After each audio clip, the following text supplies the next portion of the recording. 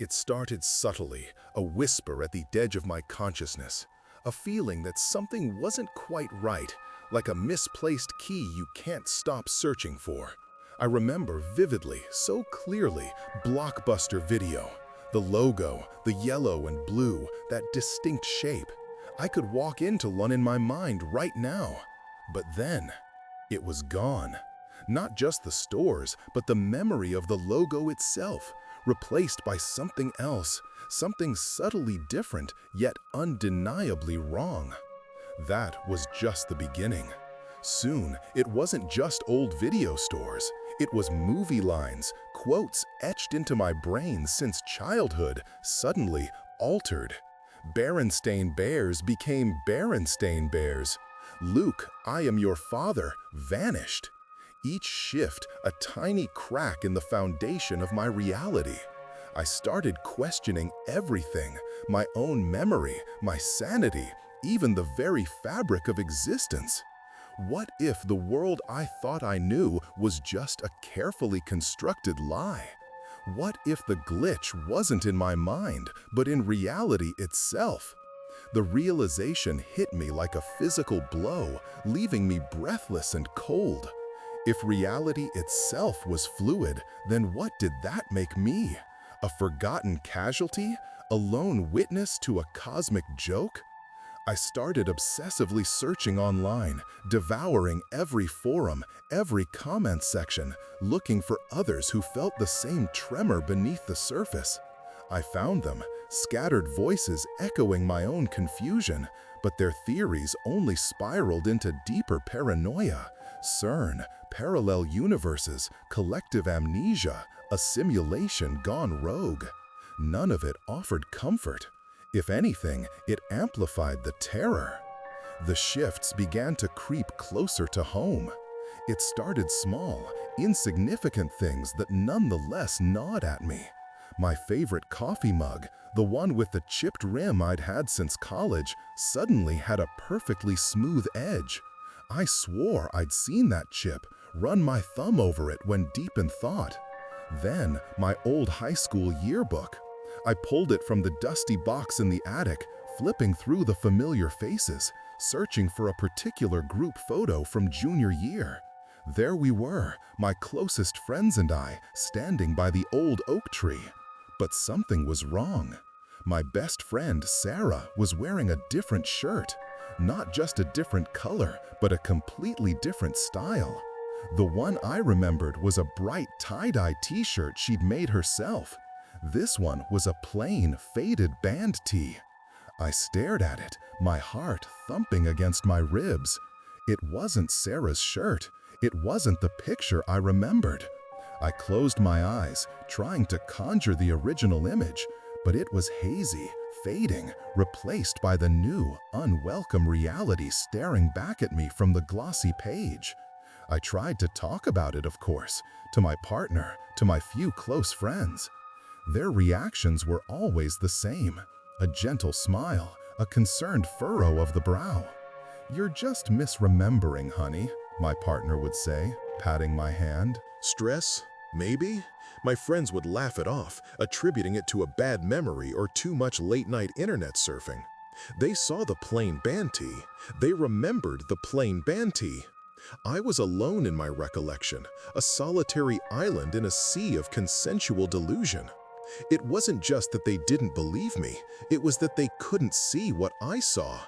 The world, their world, was perfectly normal.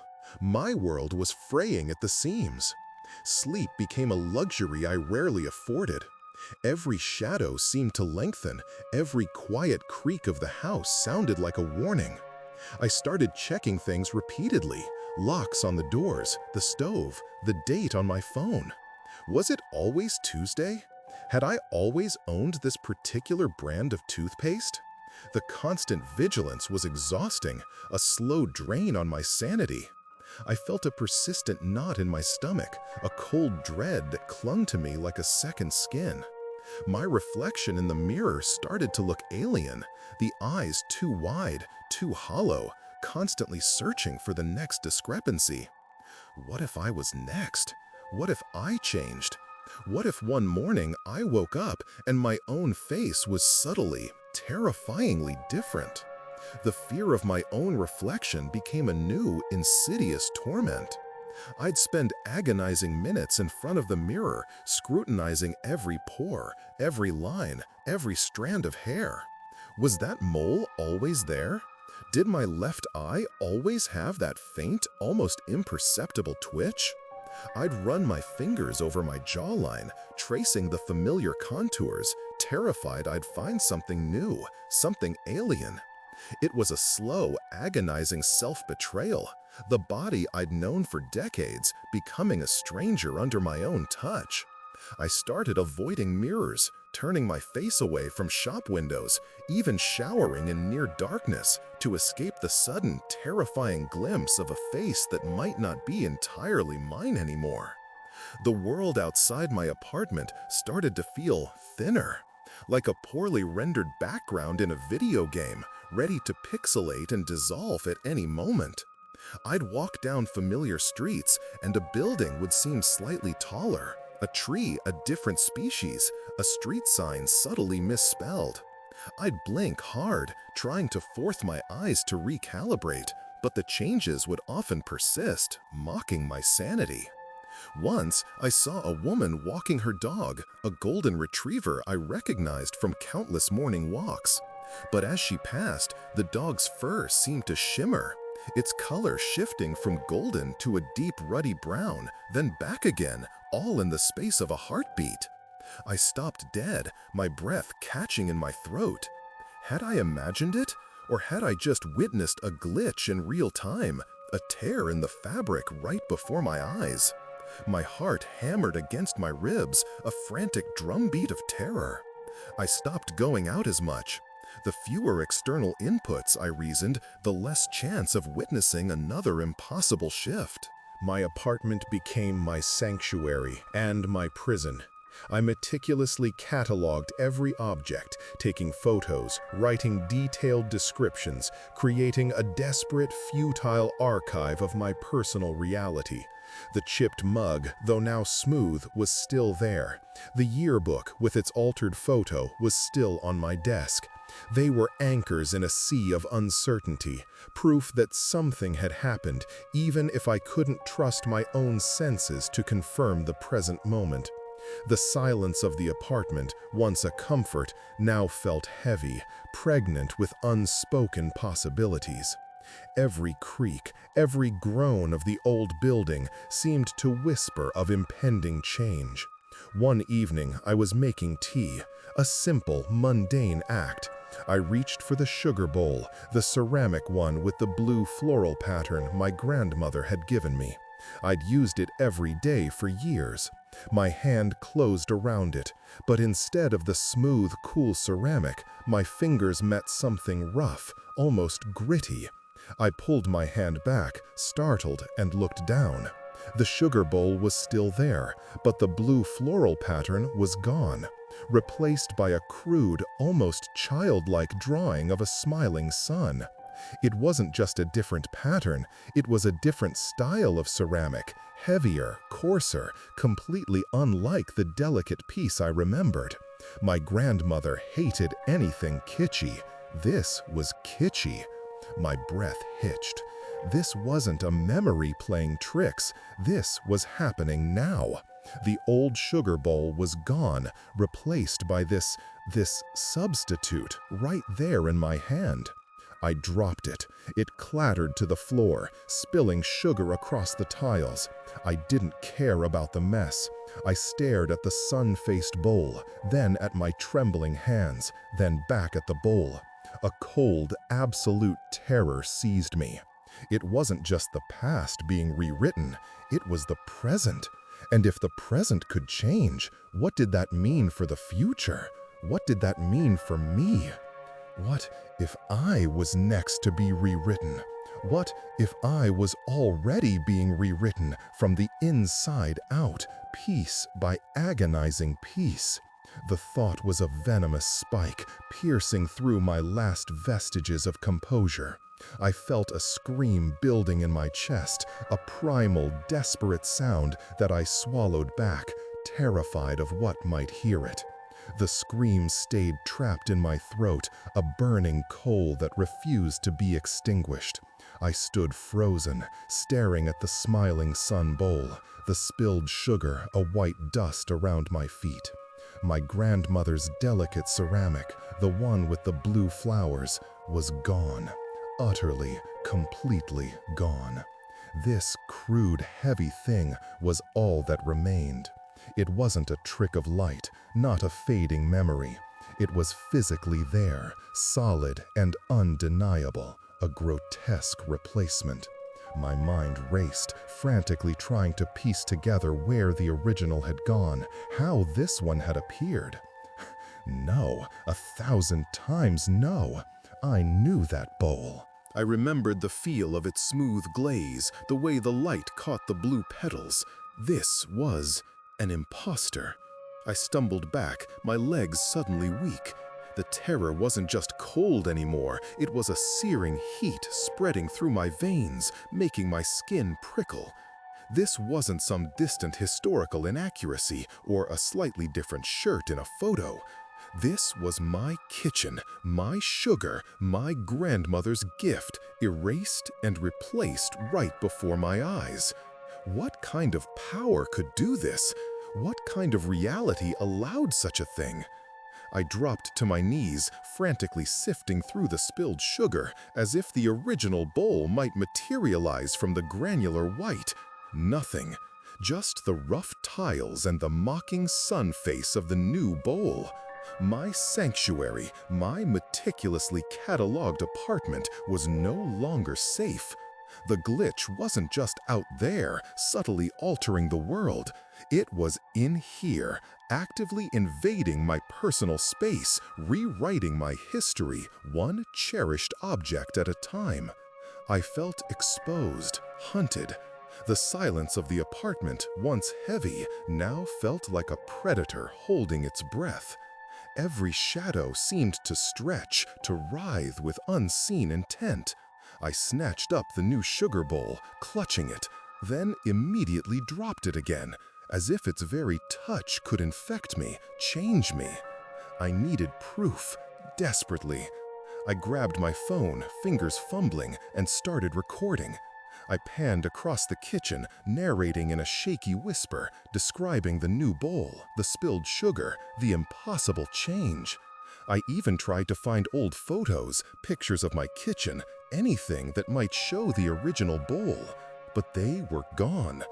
Every digital trace, every physical print I could find showed this same hideous sun-faced ceramic.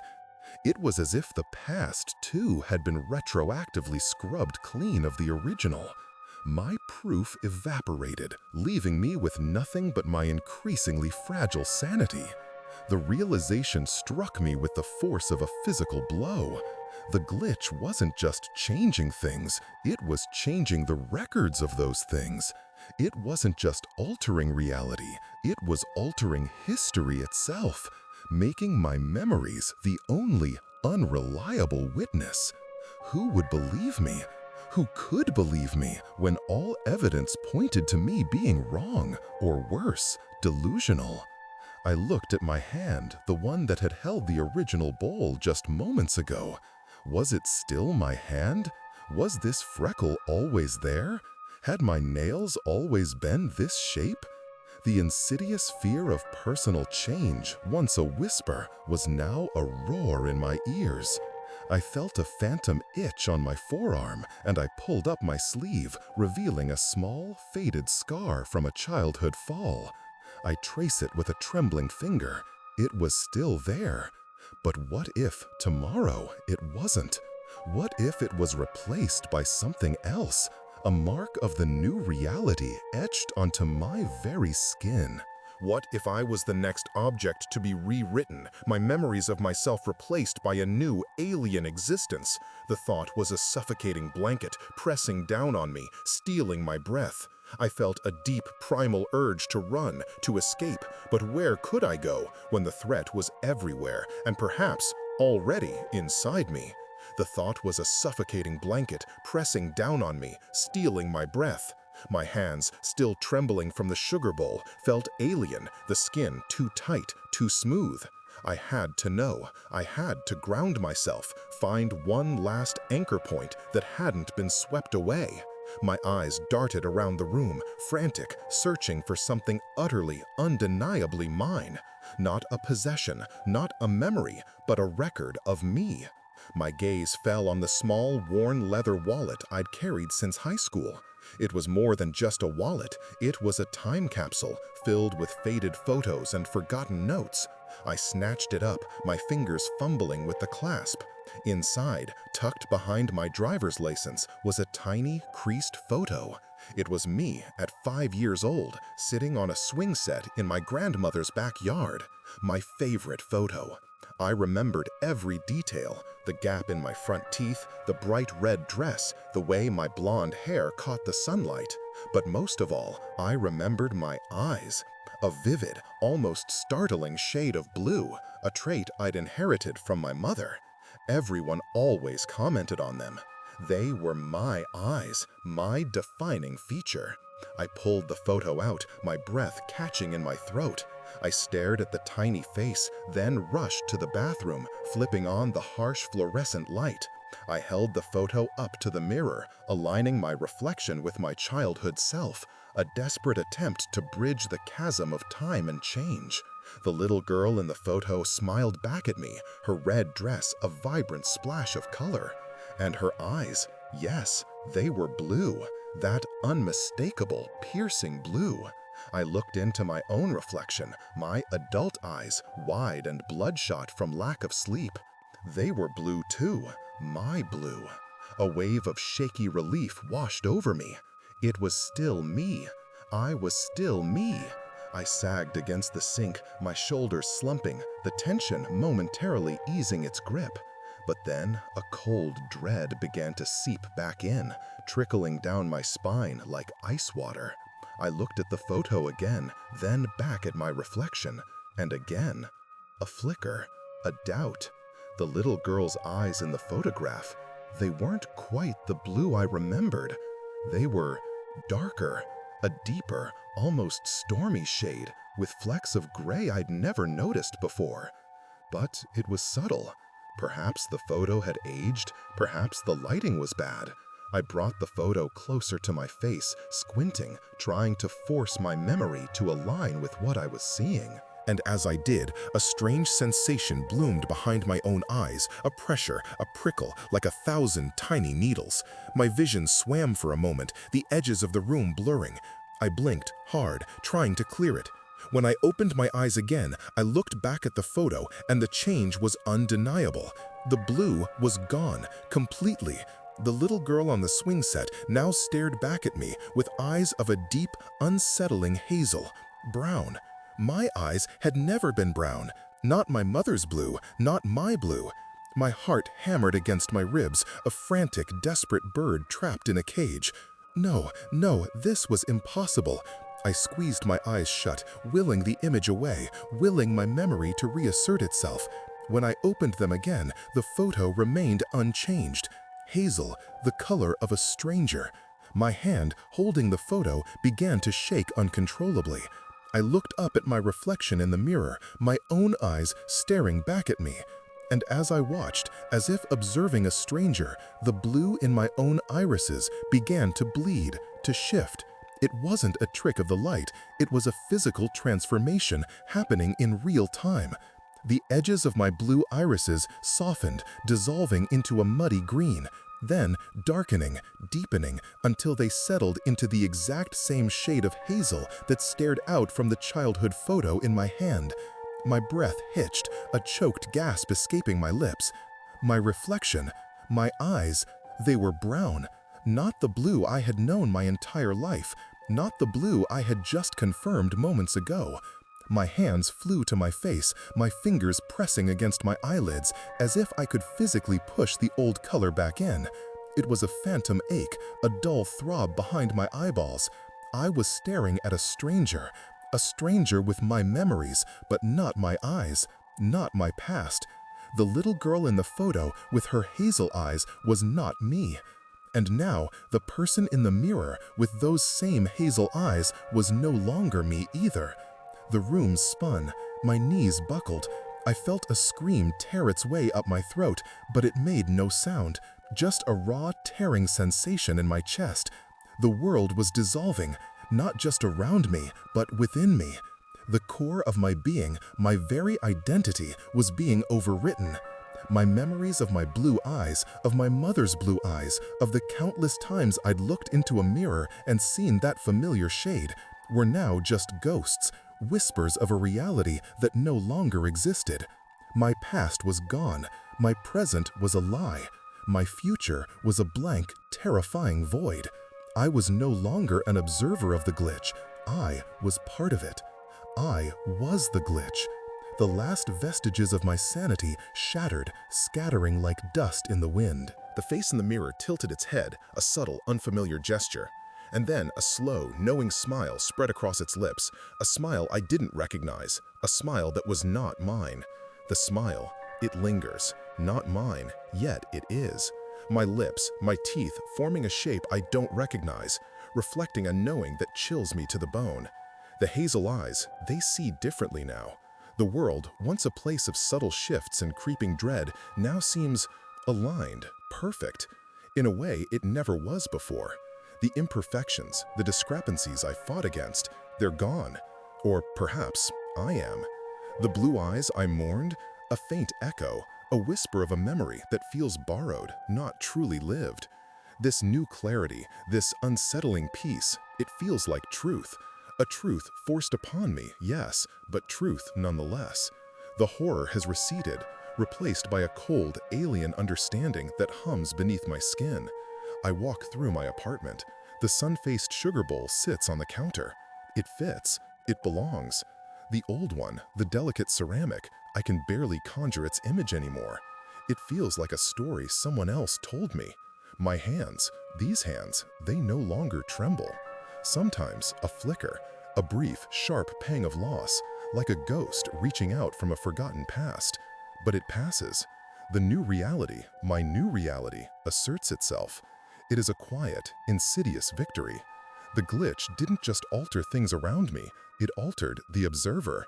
It altered me into something more attuned, more aligned with this new world. And I wonder, are there others? Others who have felt this shift, this fundamental rewriting of self? Have you, perhaps, looked into your own reflection and seen a stranger staring back? A stranger who smiles with an unsettling familiarity? Have you woken up and found a piece of your past, your very being, subtly, irrevocably changed? If so, tell me, because I am here now, watching, waiting, and understanding.